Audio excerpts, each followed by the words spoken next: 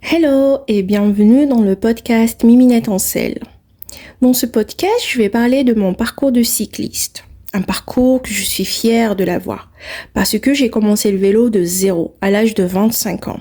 J'ai appris à faire du vélo et là maintenant j'ai 30 ans. Je me présente vite fait, je m'appelle Myriam, mais j'aime bien Mimi, d'où Miminette en selle. Je suis algérienne arrivée à Paris en été 2018 pour faire des études de master et ensuite de doctorat. Là, c'est ma dernière année de doctorat et je suis hyper contente. En arrivant en France, la première chose qui m'a frappée, c'est le vélo. Il y a des vélos partout et il n'y a pas de tranche d'âge pour le vélo.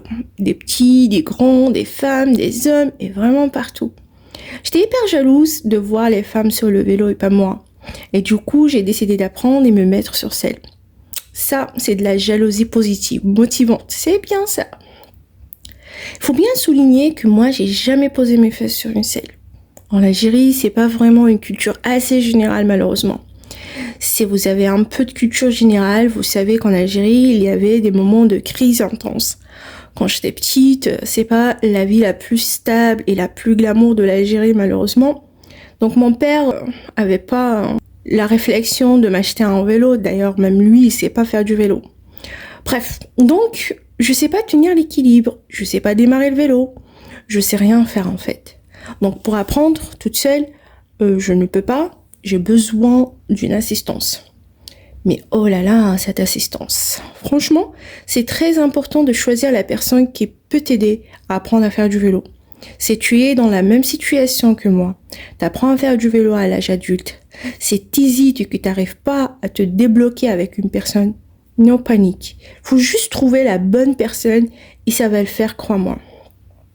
Quand j'ai voulu apprendre à faire du vélo, j'ai demandé à des potes à moi. J'ai demandé à plusieurs.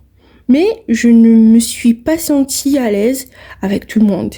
Il y a des gens qui étaient pas là, genre hyper motivés à m'aider. Mais il y a ce pote. Yacine, mon ange gardien, à qui je lui dois tout. Hyper sympa, hyper pédagogue et hyper gentil avec moi. Donc il m'a aidé, il m'a dit, t'inquiète pas, on a le temps et tu vas finir par apprendre. Si t'as pas quelqu'un qui peut t'aider à apprendre, n'hésite pas à aller voir des associations. Il y en a un peu partout qui peuvent t'aider à apprendre et à faire du vélo, donc pas d'excuses. On se voyait presque tous les soirs. Après les études, on habitait dans la même résidence, donc vraiment pratique pour les séances de vélo-école. Comment tenir un guidon, comment on démarre le vélo, comment se poser sur selle, comment pédaler. Franchement, des souvenirs inoubliables. Je ne savais même pas tenir l'équilibre. Mon pote était à côté de moi pour essayer de m'aider à ne pas tomber, car j'avais toujours tendance à m'incliner à gauche, tomber sur la gauche. C'est la gravité, quoi. Entre nous, jusqu'à maintenant, j'ai cette tendance d'aller vers la gauche. Voilà. Donc, avec Yacine, j'ai réussi à rouler sur une ligne droite. C'est-à-dire, j'ai réussi à pouvoir démarrer le vélo, à pédaler et tenir l'équilibre pendant quelques mètres. Mon cerveau a réussi enfin à choper cette technique.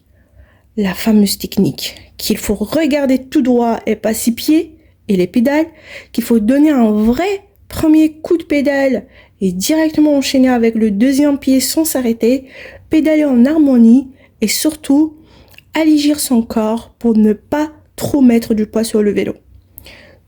Donc là, j'arrive à faire une centaine de mètres et Yacine, il m'a dit « C'est bon, tu sais faire une ligne droite, le reste, c'est ton job, c'est de l'auto-learning. » Il m'a trahi, il m'a laissée toute seule.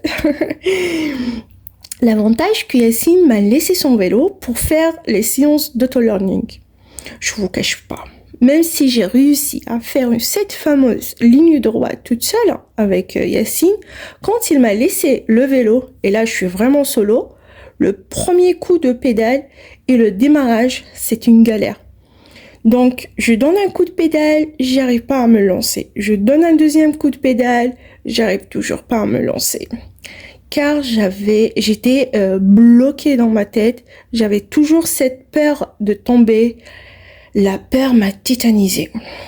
Pour pouvoir faire face à cette peur, faut juste essayer de ne pas s'écouter, d'affronter la peur, de se dire, ok, même si je top, c'est rien, c'est pas grave. Même mon pote Yassine, il m'a dit, t'inquiète pas, hein, si le vélo il a quelque chose, c'est pas grave, l'essentiel, toi, ça va. Donc même si le vélo il a quelque chose, c'est rien, c'est pas grave. J'ai essayé de ne pas écouter mon cerveau et de me dire, vas-y Mimi, tu peux le faire, tu as réussi à le faire, tu peux le refaire toute seule. Et là, petit à petit, ça se débloque. J'essaye un coup, j'arrive pas. Mais hop, là, je refais et j'arrive à faire tourner le vélo.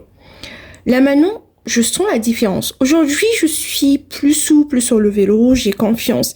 Mais avant, j'étais vraiment tétanisée, je tenais le guidon comme si le vélo va s'échapper. Une réussite te donne la confiance pour pouvoir réussir une deuxième fois et une troisième fois. L'échec te donne la peur pour ne pas réussir. Alors c'est à ce moment-là, le moment de l'échec, qu'il faut pas s'écouter, qu'il faut refaire et refaire et ne jamais abandonner. Car une fois que tu arrives à le faire, là tu vas gagner de la confiance. Donc, never give up.